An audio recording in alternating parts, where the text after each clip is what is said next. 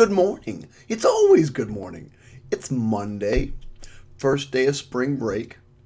It's like 30 degrees outside, so I'm inside. It's 5:30 in the morning. Oh, it's 5:55 in the morning. It's like late. And I'm doing videos. Wow.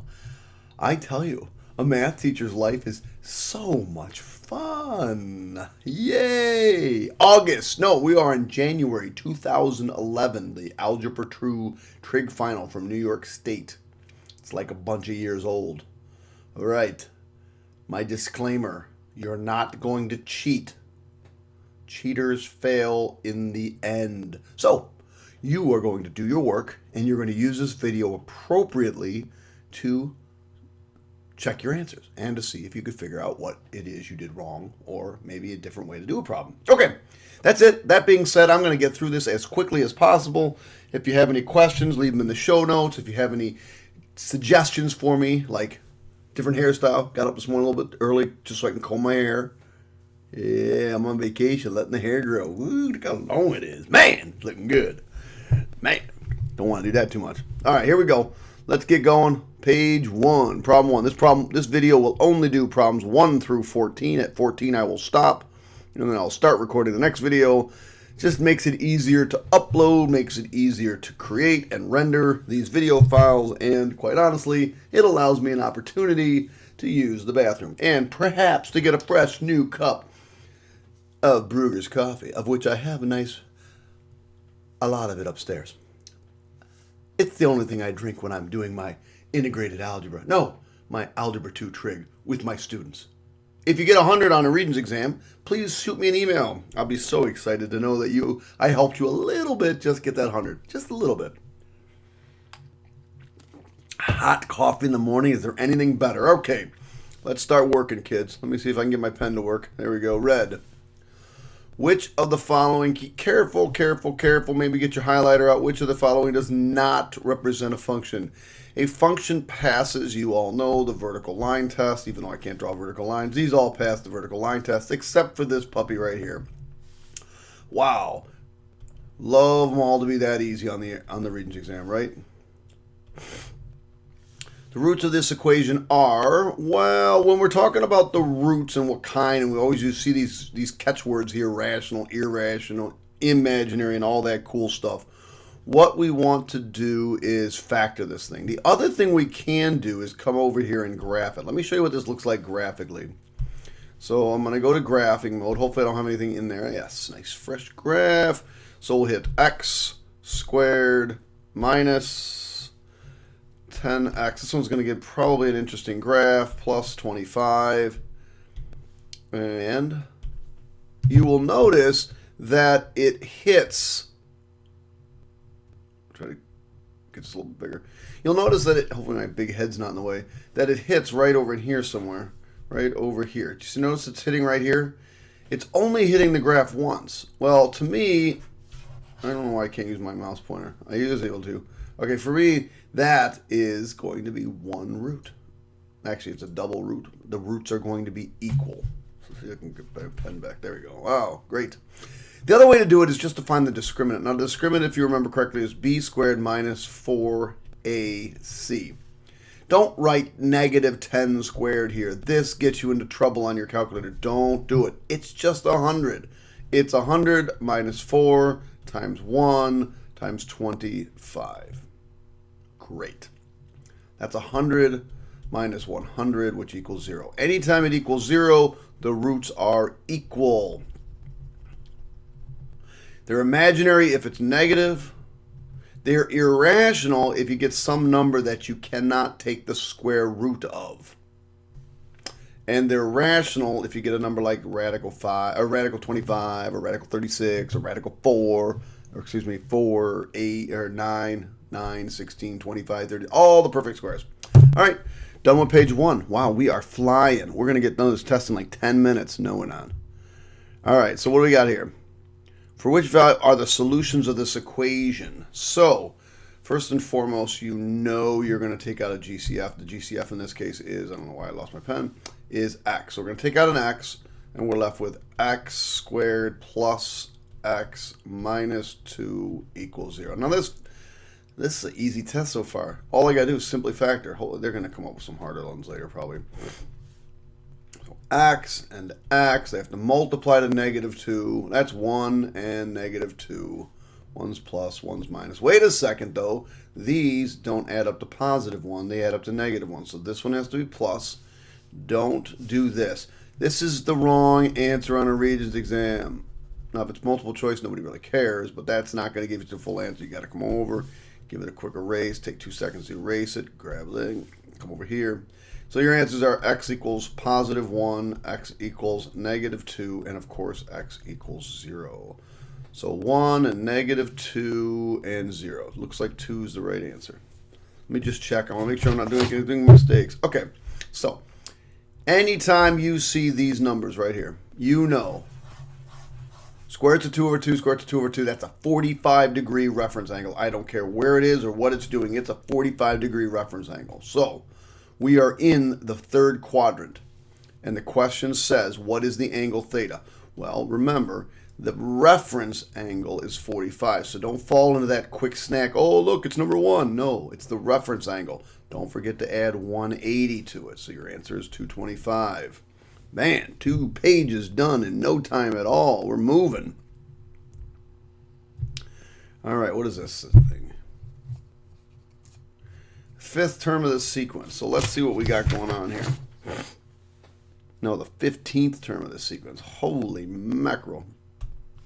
You could list them all out. I mean, I guess you did have enough time on the test to do that. Man, you'd be there for all day. Look at the size of these numbers. So we're 5, and then -10, and then 20. So clearly we're multiplying by -2. So what they want you to do is come up with one of those things. So we start with 5. 5's our beginning number. Our multiplier is -2. And we're going to raise it to the n minus 1. So a sub n is equal to this. Think about it. If you put a 1 in here, put a 1, that's a 1 minus 0. 1 minus 1 is 0. -2 to the 0, 0, and you get 5. If you put a 2 in here, 2 minus 1 is 1. So this is -5 times -2. So there's my thing. And it's geometric because I'm multiplying by -2. That's your goal. You have to try to figure out what's going on here. I'm multiplying by -2. Okay. So what do I do now? Oh, go over my calculator. And I want to do 15, right? So I go over to the calculator and I go, okay, 5 parenthesis -2. Now it's to the n minus 1, right? So I'll just put raised to the 14th power, and I get 81,920. I hope that's one of my answers. I believe it is. 81,920. There she is. All right, this puppy. Let's see what's going on here. So whenever you see an absolute value, boom, in your mind, 2 equations. That's the first thing you need to think about, is the fact you have 2 equations. So while I'm taking a little drink, I'm going to move some stuff over and rewrite this. So you don't think about those 2 equations. That's not 14, by the way. It's absolute value. Until you have isolated the odd thing. It's kind of like what I like to do with some of my students. I like to isolate them because they're odd. Armpit. Armpit. All right. Anyway. So what we do is we rewrite so what we've done, we've isolated the weird thing. And we're going to write 2 equations. The original, which is we're going to write right here. 4a plus 6 equals 4a minus 10. And then you'll probably notice that, aren't these the same? Oh, nice job changing color. Aren't these the same? So when I subtract 1 and bring it over, it's just going to cancel the other one. So I get 6 equals -10. I don't get a solution there. There's no answer. It's not going to work. If it was 6 equals 6, it would be all of them work, but I didn't get 6 equals 6. So the other part's a little bit trickier. What you have to do is you have to rewrite the left side. Never mess with the left side. It's going to be equal to the negation of the entire right side. What you want to do is put that in parentheses and put a negative out front. You want to negate everything. Excuse me. If you wanted to, you could have just gotten to this step and said, okay, I know that's -4a plus 10. All right, do a little magic here. I'm going to bring this 4a over, and I get 8a. And I'm going to bring that positive 6 over, and I get What do I get? I get 4 when I subtract 6, because I'm going to subtract 6. And I get a equals a half. Now, I bet that's one of your answers.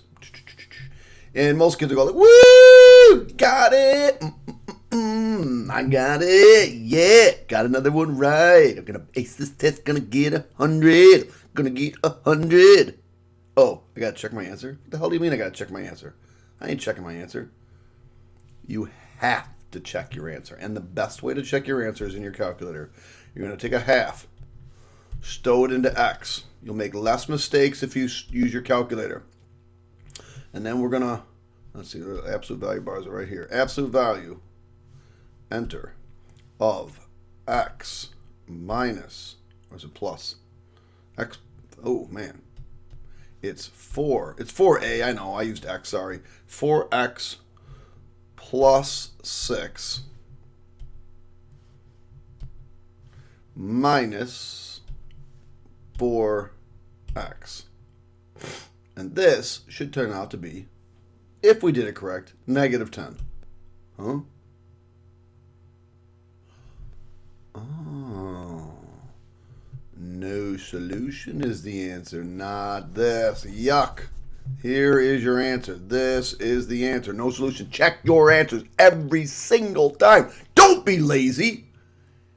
If I find out you're lazy and I know what school you are, and I'm going to come over there and I'm going to do absolutely nothing because I can't do anything, but you know I want to. Don't be lazy, chillin'. All right, where are we going? All right, sine of A equals 2/3. Finds the value. Okay, so shoot. Bam, double angle, whoop, whoop, whoop, double angle, whoop, whoop, whoop, double angle, whoop, whoop, whoop, double angle. I'm just going to keep doing that until I find what I'm looking for, which is really deep. Come on. Where is it? Where is it? No, don't do that. Where is it? There it is. Double angle formula means we have to go over to our formula sheet, and there it is right there. See me? Got my hand on it. Got my hand on it right there. The double angle formula of sine A is 2 sine A cosine A. Kajam, kajam, kajam, kajam. It's all being multiplied. I already know this is 2/3. I just got to figure out what the heck this thing is. Don't know. Got to do it. All right, so what it says is that angle A is in the first quadrant. And we know that sine is opposite, which is 2, over hypotenuse, which is 3. And we don't know this. So we're going to find it by using the Pythagorean theorem. That's what I should do. I should do a whole thing as a hillbilly. Just so you all you rednecks, oh, we're from New York, so we don't have rednecks. But I didn't thought there would be some rednecks that might dare watch my videos. See, I'm just wasting time while I'm down here solving for x squared. Hope you're following along with me. I got x squared equals 5, so x equals the square root of 5. So, therefore, the cosine of angle A, I forgot to put that in there, is the square root of 5 over 3. Now, you can't put this in your calculator because it's got a radical in it. So you have to know this is really 2 over 1, and you multiply the numerators, and you get 4 square roots of 5, and you multiply the denominators, and you get 9, and then you come up here, and we're in the first quadrant, and we think the answer is choice 3, and ka-jam, next page is done. Dudes, we are like halfway done with this video. Anybody having fun yet? Oh, I am. I'm having lots of fun. What in the... Oh, this is a tough problem right here. I think I remember doing this problem. Ooh, tough little problem. Not overly tough, but kind of tough. In the 2 lines intersect, and the central angle in sector 2 measures 2 pi over 3. Well, that makes this pi over 3. Because they form a straight line in a circle, and we know that half of a circle is pi. So 2 pi over 3, and pi over 3 is 3 pi over 3, which is pi. You know why this problem's hard? Because they threw the F word at you. Oh yeah, they did. They threw the F word at you. Think about it for a second. Not that F word, you potty mouth. Oh my gosh. Oh, turn off my video. You're upsetting me. It's fraction. There's only a few F words you're allowed to use in math, and that wasn't one of them. My God, what are you thinking of? So that's pi. This is 2 pi over 3. Fractions, factoring, fun. So there we go. So what's the question ask? If a dart is thrown at this board and an equal likely to land anywhere on the board, what is the probability that it lands in 1 or 3? Well, you just got to add these two up. Remember, when you got an or, you add. So add this, and you get 2/3. Well, what you get is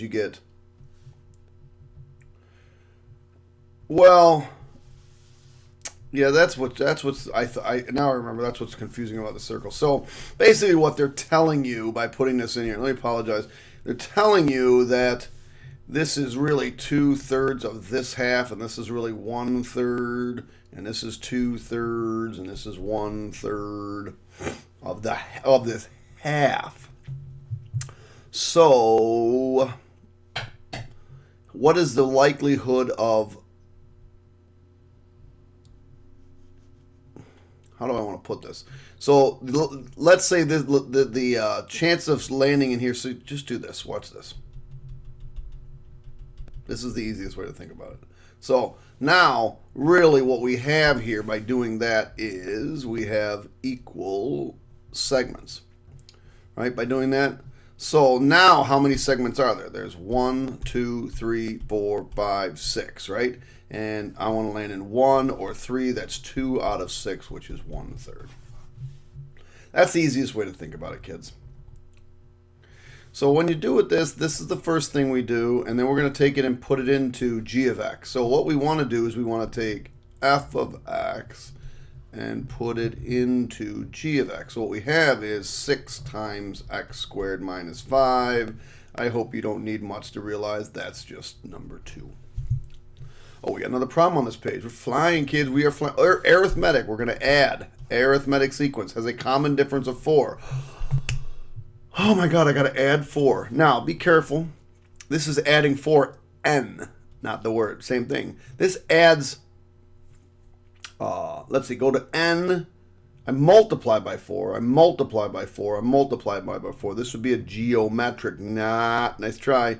Let's see. This is multiply. This is, I don't know what this is doing. This is adding like 4 squared or something like that. But if you notice, I go from 1 to 5, that's 4.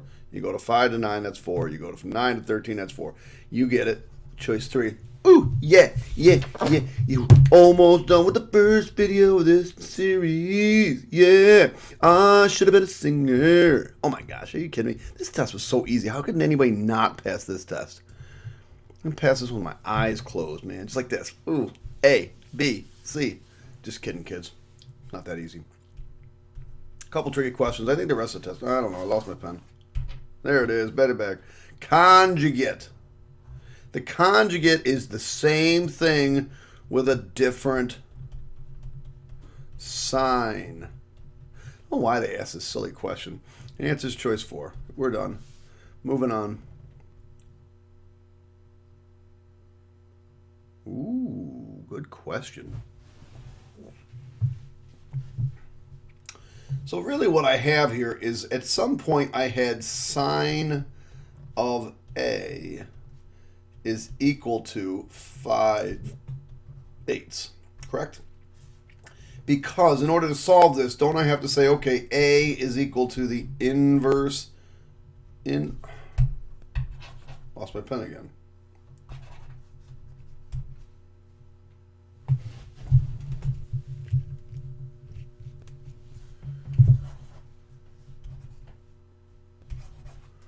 Here, I'm back. I'm sort of back. Okay. Inverse sine of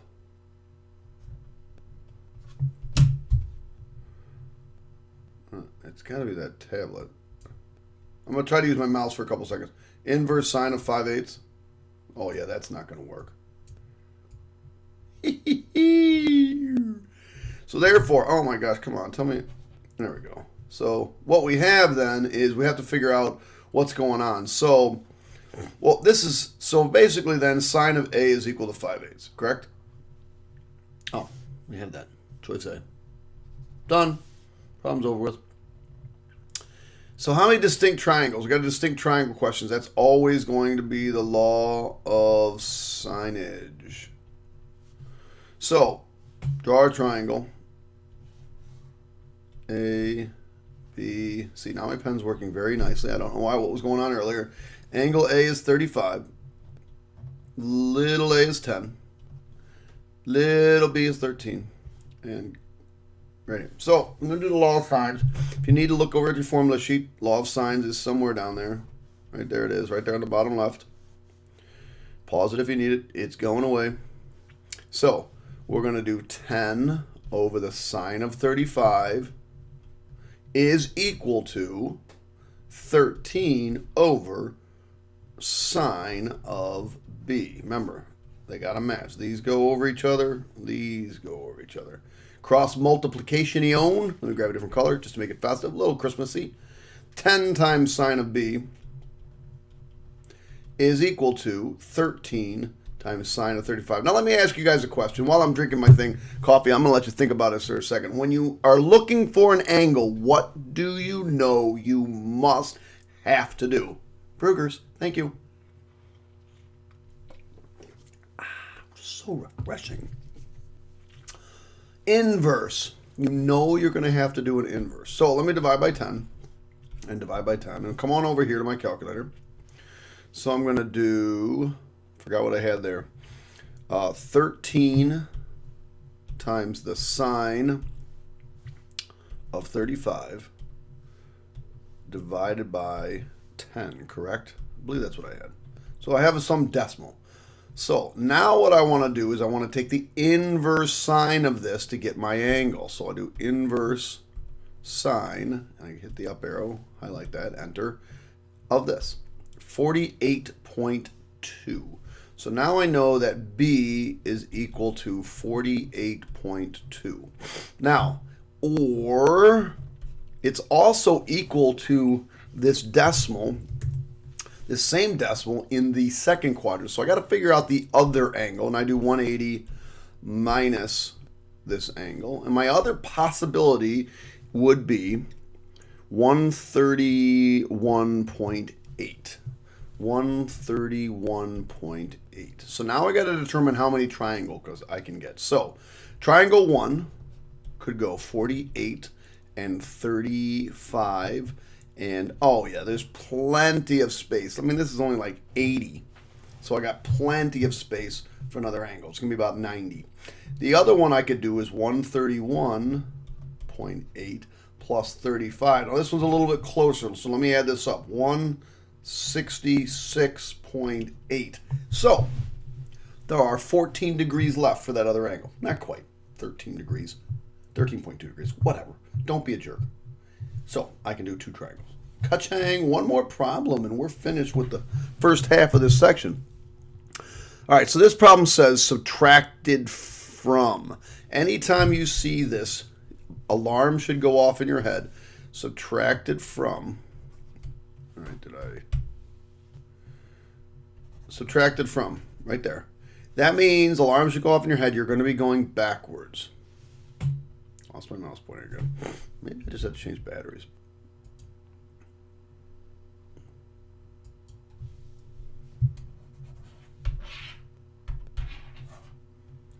Oh, so annoying. All right, so we're going to subtract backwards. So what we're going to do is we're going to take this 5 halves x squared, and we're going to subtract off 3 halves x squared. Well, 5 halves minus 3 halves is 2 halves, which is just x squared. Positive x squared. Gone, gone. Negative 3/4 minus negative. So this is negative 3/4 minus negative 1/4. Yes, that means plus 1/4. So negative 3/4 plus 1/4 is negative 1/2 x. We are done. Now you can check the last one. 1 minus negative 4 is positive 5. And that, my friends, ends January 2011, Part 1, Problems 1 through 14. Hope you enjoyed it. If you get anything out of these, please hit the subscribe button. Again, I'm trying to get to 500 subscribers, just a measly 500. Once I get there, I don't know. I think there's something I can do. But it doesn't really matter. I don't really care. Hope you guys enjoyed it. If you get 100 on your Regents exam, please shoot me an email. I'm going to do a little Hall of Fame on my website, mrkrausemath.com, mrkrausemath.com. That's where all my kids go for all my videos. I will have videos up there of other things. You can always subscribe. Every time you subscribe, you'll get video notes. I'll be doing some pretty soon of statistics and all kinds of crazy stuff. All right, toodles, guys. Have a great weekend. Enjoy your spring break.